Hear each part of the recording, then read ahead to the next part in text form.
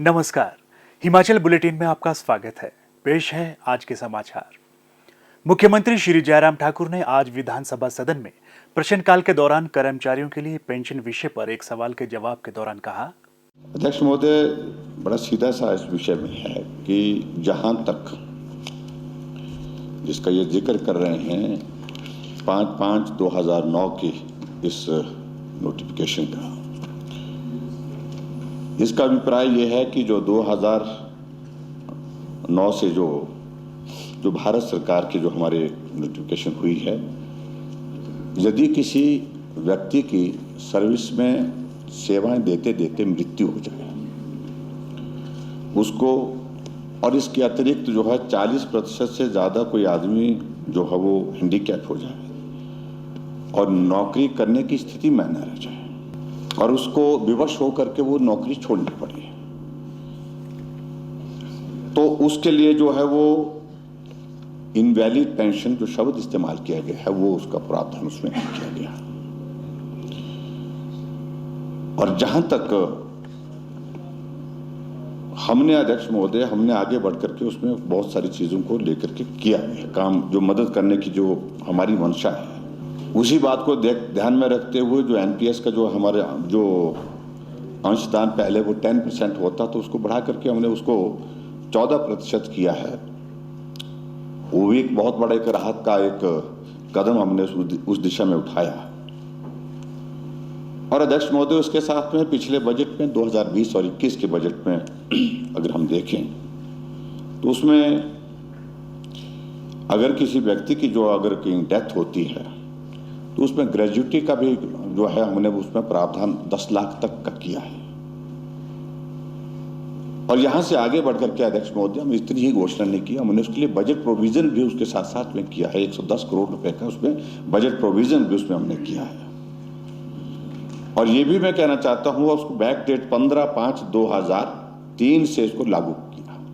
तो फिलहाल अध्यक्ष महोदय जो वर्तमान परिस्थितियां हमारे सामने जो आर्थिक दृष्टि से प्रदेश के समक्ष हैं उसके अनुरूप जो है हम इसके इम्पैक्ट को एसेस कर रहे हैं और इसका इम्पैक्ट कितना आएगा और उस सारी चीज़ को हम एग्जामिन कर रहे हैं। तो अवसर दीजिए उसके एग्जामिन करने के लिए। उसके बाद आने वाले समय में हम मंशा तो हमारी भी ये है कि हम ज़्यादा से ज़्यादा करें प्रदेश के लोगों के लिए, लेकिन सारी चीज़ें ऐसी परिस्थिति में कई बार संभव नहीं हो पाती है क्योंकि हमारी आर्थिक परिस्थितियां किस प्रकार के इस कोविड के कारण, कोविड सिचुएशन ने तो आखिरकार पूरी देश दुनिया की आर्थिकी को भी प्रभावित किया और हिमाचल प्रदेश भी बहुत बड़े स्तर पर प्रभावित हुआ है। मंशा होने के बावजूद भी इस प्रकार की कुछ बाधाएं हैं, तो इसलिए इस मामले को थोड़ा एग्जामिन कर रहे हैं। तो वही मैं कहना चाहता हूँ, तो थोड़ा इंतजार करें और इंतजार करने के बाद आगे देखते हैं। सुधार होगा आर्थिकी में तो विचार करेंगे, लेकिन अगर ऐसी हालात में रहे, ऐसी स्थितियां रही तो उस स्थिति में जो है कुछ कहना कठिन है, लेकिन इसलिए हम इस सारी बात को एग्जामिन कर रहे हैं। यही अध्यक्ष महोदय मैं कहना चाहता हूँ। मुख्यमंत्री श्री जयराम ठाकुर ने आज विधानसभा में लाहौल घाटी में भारी वर्षा व बाढ़ से हुए नुकसान पर वक्तव्य देते हुए कहा कि प्रदेश सरकार प्रभावितों को हर संभव मदद प्रदान कर रही है। घाटी में आवश्यक सेवाओं व वस्तुओं की आपूर्ति सुनिश्चित की जा रही है। मुख्यमंत्री ने कहा, गत सप्ताह लाहौल घाटी में हुई भारी वर्षा से जान व माल की भारी क्षति हुई है। कीर्तिंग व हवाई मोड़ नजदीक गांव कुकम सेरी में भूस्खलन हुआ है। जालमा नाला, सांशा नाला, चांगुट व उरगोश नाला तथा दारचा शिंकुला सड़क पर 2 नालों में भारी बाढ़ आई, जिससे सड़कों, पुलों, पेयजल व सिंचाई योजना को भारी नुकसान हुआ है। इसी तरह तोंजिंग नाला में भारी बाढ़ से 7 लोगों की बहुमूल्य जान चली गई है। 3 लोग अभी भी लापता हैं तथा 2 घायल लोगों को सुरक्षित बचा लिया गया है। मैंने स्वयं दिनांक 31/7/2021 को वहां जाकर मौके पर हुए नुकसान व राहत कार्यों का जायजा लिया है तथा दिनांक 1/8/2021 को हेलीकॉप्टर के माध्यम से हवाई सर्वेक्षण भी किया है। वहां पर फंसे हुए 372 स्थानीय लोगों को सुरक्षित निकाला गया है, जिनमें से 19 लोगों को हेलीकॉप्टर के माध्यम से निकाला गया है। मैंने मौके पर बीआरओ, लोक निर्माण विभाग व जल शक्ति विभाग को राहत कार्यों में तुरंत प्रभाव से काम करने के आदेश दिए हैं। पिछले कल 2/8/2021 तक लाहौल घाटी के मुख्य मार्गों में केवल तांदी संसारी नाला सड़क अवरुद्ध है, जिसे बीआरओ द्वारा शीघ्र बहाल करने के लिए प्रयास जारी है। मामला वास्तव में बहुत ही गंभीर है। इस विकट स्थिति में सरकार हर संभव सहायता प्रदान करने का प्रयास करेगी तथा मामले की गंभीरता के दृष्टिगत मैंने जिला प्रशासन को निर्देश दिए हैं कि बाढ़ प्रभावित परिवारों को तुरंत उचित ठहरने के प्रबंध किए जाएं तथा आवश्यक वस्तुओं की आपूर्ति सुनिश्चित की जाए। सड़कों, पेयजल योजनाओं एवं विद्युत आपूर्ति हेतु आवश्यक मुरम्मत प्राथमिकता के आधार पर की जाए। मैं लाहौल घाटी के लिए इसी संदर्भ में तुरंत आपदा प्रबंधन राशि में से 10 करोड़ रुपए राहत राशि प्रदान करने की भी घोषणा करता हूं। अध्यक्ष महोदय, सड़कों के बंद होने के कारण किसानों की नकदी फसलों को मंडियों तक पहुंचाने के लिए समस्या आ रही है। इसके दृष्टिगत उदयपुर, तिंदी से सिस्सू तक मुबलिक 2500 से 3000 प्रति पिकअप लोड की दर से परिवहन अनुदान प्रदान करने की भी घोषणा करता हूं।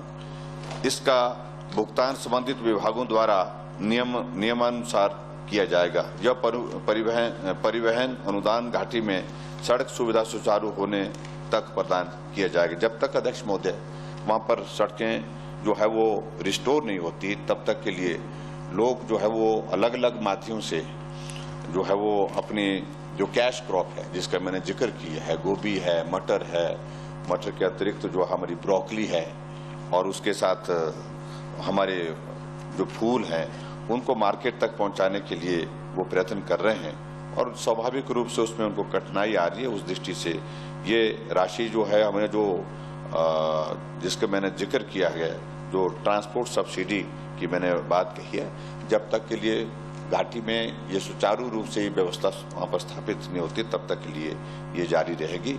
जब सड़कें वहां पर खुल जाएंगी अध्यक्ष महोदय, उसके बाद हम सुनिश्चित करेंगे कि भी उस सड़कों के माध्यम से ट्रांसपोर्ट जो है जैसे पहले चलता था उस प्रकार से चले।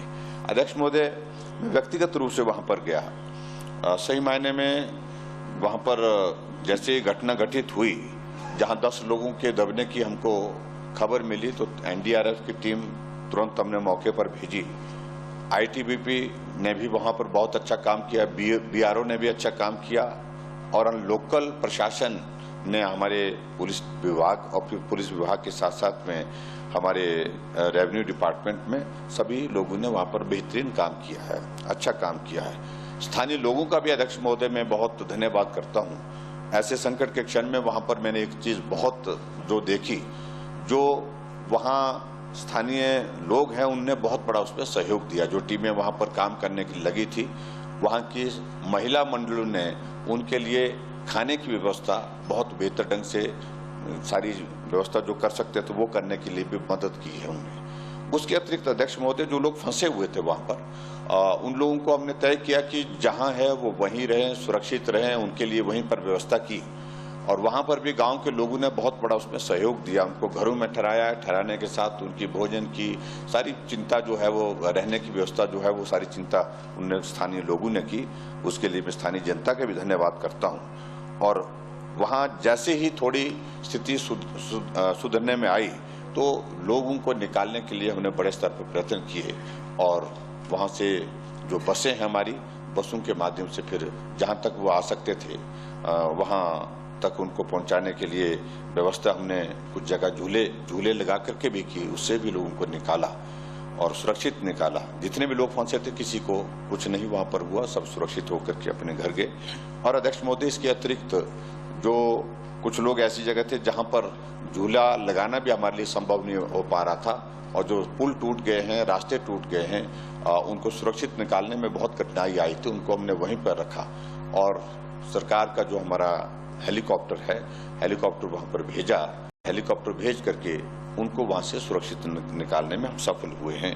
तो आज की तारीख में कोई भी आदमी वहां पर लाहौल घाटी में अब फंसे होने की जो है बात नहीं है। सभी को हमने वहां से निकाला है। All India anti terrorist front के अध्यक्ष मनिंदरजीत सिंह बिट्टा ने आज शिमला में मुख्यमंत्री श्री जयराम ठाकुर से भेंट की। ये एक शिष्टाचार भेंट थी। स्वास्थ्य एवं परिवार कल्याण विभाग द्वारा दोपहर 2 बजे जारी बुलेटिन के अनुसार प्रदेश में कोरोना संक्रमण की जांच के लिए आज 1612 लोगों के सैंपल लिए गए, जिनमें से 751 लोगों की रिपोर्ट नेगेटिव पाई गई है, जबकि 850 लोगों की रिपोर्ट आना बाकी है। अभी तक 28,52,015 लोगों की जांच की जा चुकी है, जिनमें से 26,44,785 सैंपल की जांच नेगेटिव पाई गई है। प्रदेश में कुल 2,06,380 लोगों में कोरोना वायरस के संक्रमण की पुष्टि हुई है, जिनमें से 2,01,596 लोग इस बीमारी से ठीक हो चुके हैं और 1,239 व्यक्ति उपचाराधीन हैं। हिमाचल बुलेटिन देखने के लिए सब्सक्राइब करें YouTube channel DPR Himachal, follow करें ट्विटर @DPRHP, लाइक करें Facebook page information and public relations department Himachal Pradesh, visit करें वेबसाइट www.himachalpr.gov.in। इस अंक में इतना ही। कल फिर होगी मुलाकात, दीजिए इजाजत, नमस्कार।